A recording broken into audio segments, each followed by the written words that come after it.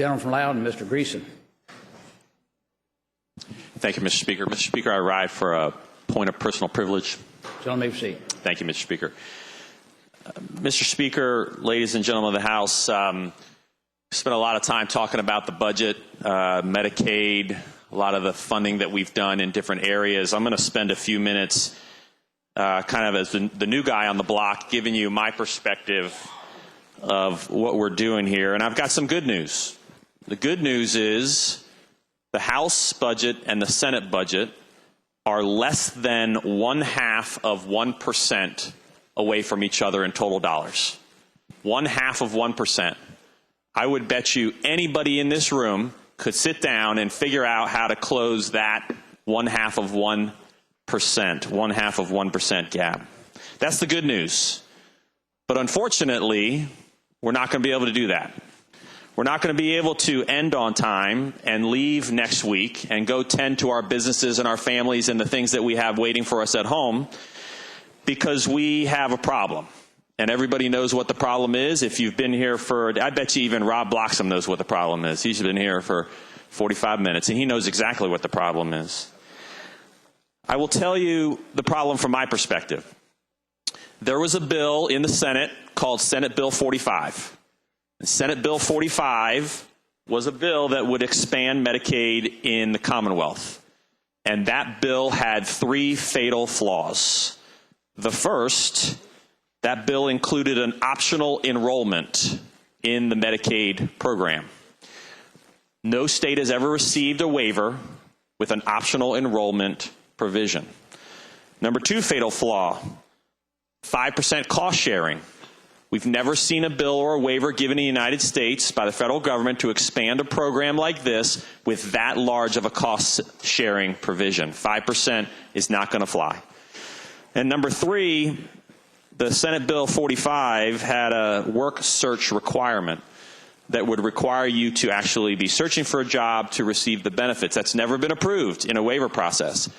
And Senate Bill 45, a lot like every other bill that fails here, I've had bills that fail, you've had bills that fail, did not make it through the process. And just like everybody else, when you have a bill that fails and you feel strongly about it, you bring it back next year. And you get the stakeholders together and you get the people that work on it and you bring it back and you've got a better bill and you go through the process.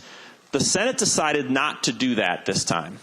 The Senate decided to take that same exact fatally flawed language and put it into their budget. So now we are not 0.5% away from leaving next week Saturday. We are worlds away of leaving next week Saturday because fatally flawed language was put into the budget, wrongly put into the budget because of this particular issue.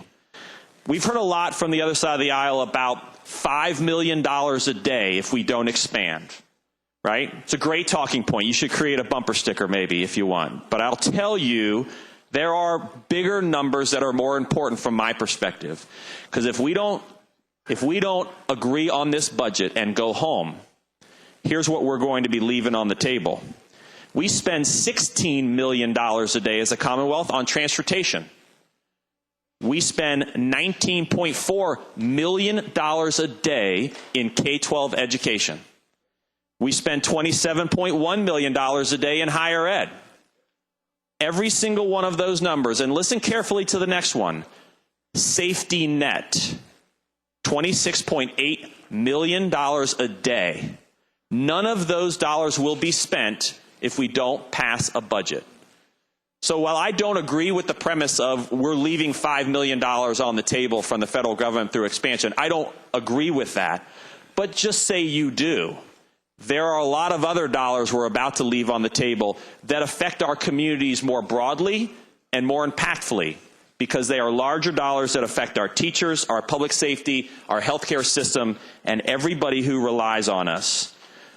So we can't just sit here and be held hostage. We absolutely need a bill that will let Virginia move forward with a clean budget bill with no strings attached. This has nothing to do in my mind with expansion. That bill already failed, and it failed for some very specific reasons.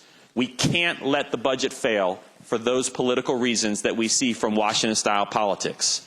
And let me end, Mr. Speaker, by the following. The governor decided, I guess, becoming a conferee has its privileges. He decided to go to my district on Monday while I was here working on the budget, while you guys were here passing legislation, and he decided to go to my district and have a press conference in the largest hospital in my district. And when he came back, he met with me.